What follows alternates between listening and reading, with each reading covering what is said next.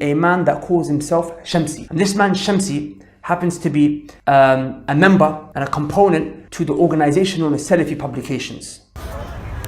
As I have mentioned, I was a Sufi before. Wallahi, when you listen to them, even many people lie about them, make up stories about them. But when you listen to them, you come to know these brothers, people of ilm, people of knowledge, the likes of Abu Iyad.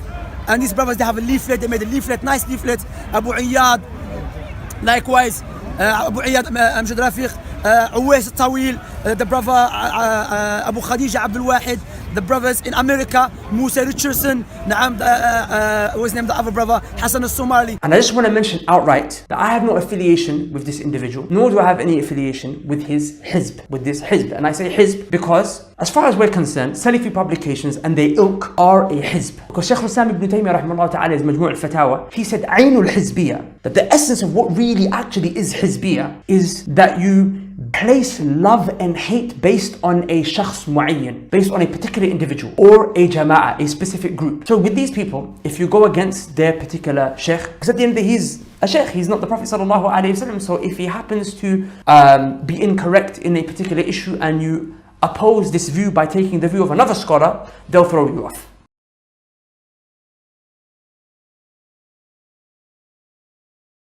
As far as they're concerned, if you love the sheikh, they love you. If you don't, if you have an issue with the sheikh, they have an issue with you. And this is not anything to do with our deen. Because as far as we're concerned, we base love and hate with regards to your obedience to Allah subhanahu wa ta'ala and the Prophet sallallahu alayhi wasallam and your adherence to the ijma'. Don't you feel like you're restricting yourself to maybe 3 or 4 shuyukh in the world and you're being fanatical towards them? Whoever they declare to be an innovator, you're with them. No, that's not the case. And there are people who are like that, I agree. But I'm definitely not like that. And I actually believe that if a person, he bases his love and his hate, his allegiance on individuals, then that person is actually an innovator himself. Okay. And I'm going to read the statement of Imam Shaykh al-Islam Ibn Taymiyyah.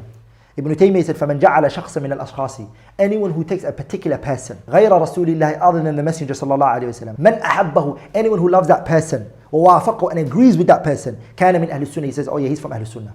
Why? Because he agrees with my sheikh. Anyone who does that and says, you're Ahlul Sunnah because you agreed with our sheikh, you agreed with our imam. Anyone who does that, Shaykh al-Islam Taymiyyah said. وَمَنْ خَالَفَهُ, and anyone who opposes that sheikh, you say he's an innovator because he opposed the sheikh. وَمَنْ خَالَفَهُ كَانَ مِنْ أَهْلِ الْبِدْعَةِ وَالْفُرْقَةِ, that you're an innovator, you're causing disunity to the ummah because you went against our imam. كَمَا يُوجَدُ ذَلِكَ فِي طَوَائِفِ, as this is present in some deviated groups in the religion. وَغَيْرِ ذَلِكَ, and other than that, كان من أهل البدع والضلال والتفرق. You are from the innovators now. You are misguided. Of course they are. Anyone who bases love and hate on other than the Messenger sallallahu alaihi wasallam and that which the ummah have unanimously agreed upon, anyone who bases love and hate on other than the Quran and the Sunnah and that which the ummah have united upon, then he is from من أهل البدع والضلال والفرقة. Okay. والتفرق. He is a person of the, whether he screams, I'm from the people of the Sunnah, and I am from the Imams of the Sunnah, and I'm upon Salafiyya, and I'm this and that, he can give himself those fancy names. He is an innovator himself. He is misguided himself, and he is from Ahlul Furqa, those Ahlul Tafarruq. So that's something I really want people to understand. And the same applies, if not worse, to those who call, quote unquote, the ulama. You're not calling to the ulama, that's first and foremost. You're calling to an alim or alimain or thalatha. You're not calling to the ulama, the scholars. You're calling to a scholar or to a tree. Look what they did to Sheikh Muhammad bin Hadi. For years, they used Sheikh Muhammad bin Hadi against everyone. And look what they did to him now. Total disrespect. Threw him out off the edge. No respect. So let's cut the crap. You're not calling the people to the ulama. That's rubbish. You're calling the people to a handful of scholars that you've picked out and selected, let alone the fanaticism and the bigotry that comes. If you don't go to my alim, my sheikh, then you don't follow the ulama, you don't love the ulama. You're not Salafi, you don't have the proper knowledge, you're deviant, you're this, you're that. Don't learn, don't take from him because he doesn't go back to that. That's hizbiyah, that's ta'assub, that's fanaticism, that's bigotry. You're claiming to one person, clinging to one person, calling to one person. That is the definition of partisanship. That's fanaticism. If my sheikh doesn't say it, then it's total garbage. What's the difference between those who say that if Abu Hanifa doesn't say it, then it's what? Batil. Rather, it's worse. Because Abu Hanifa rahimahullah is dead. centuries ago. He's gone. What he said is what he said. He can't change and twist. But this alim who's alive, one day he can say this and the next day he can say totally different. And it has happened. It has happened. One scholar comes to America, he's the imam. He differs with another scholar. He doesn't praise this one. He doesn't spit on this one and kick this one to fulfill the low, dirty desires of this one. They get into a beef. Now you have to say he's a mubtadi'. Well, sheikh, I don't agree with you. This is a mubtadi'.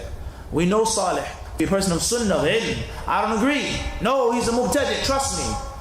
Yeah, sheikh, kull al-ihtiram. We respect you, but I do not agree with you. Anta mubtadi'. You're an innovator now. And anyone who defends you is an innovator. If you want to get technical, the Hanafis, with the concept of taqleed and of scholars and stuff, are closer to the Salaf than you are. They're following someone who is dead. His statements are recorded, expelled. It's a system. It's done. You're following one scholar alive today who's not even of the caliber of that imam as well. So we have to cut the crap. We have to do the what, Yusuf? Get rid of the garbage. We have to be real. We can't have fake piety. He's Ahl Bid'ah because he says he's Hanafi.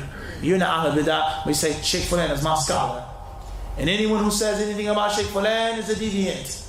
And anyone who doesn't know scholar Fulan is a deviant. And anyone who doesn't visit Sheikh Fulan in Mecca is a deviant. A man lives in Medina with Sheikh Rabi, and you say Sheikh Rabi waliduna, for a year and a half you haven't visited your walid? What kind of son are you? Sheikh Rabi is alive. Year and a half and you don't visit the Imam of Jarh wa Ta'dil. Year and a half, more than a year and a half has gone by and you have not visited Sheikh Ubaid. And anyone who doesn't visit Sheikh Fulan in Mecca is a deviant. There's no one scholar who holds the keys to the city of Tabdir. He's the one who monopolizes who is and who isn't a person of bid'ah. That doesn't exist. And if you do say that, then the whole entire Dawah to Salafiyya is down the drain. Because the way of the Salaf is supposed to be based off of getting rid of that and doing away with that worshipping of one man. Everybody understand this? It's a bid'ah to be Hanafi, but it's not a bid'ah to follow this person and take all of your affairs back to this one scholar. The brother mentioned Sheikh Rabi, Sheikh Rabi, Sheikh Rabi.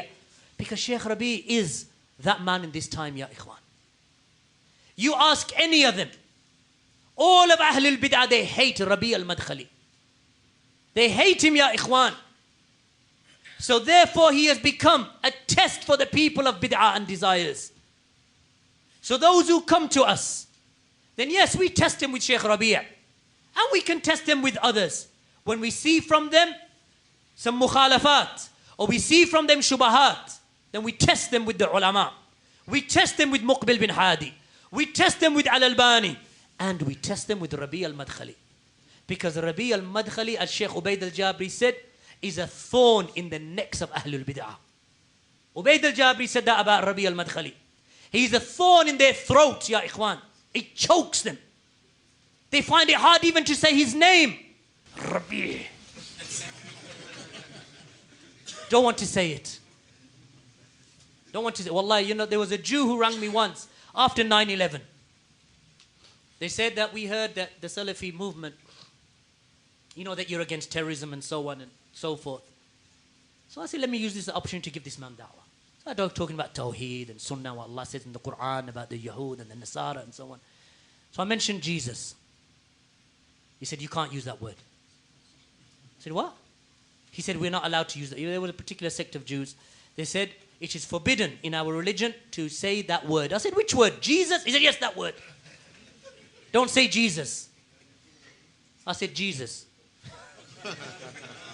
Jesus. Isa, the son of Mary.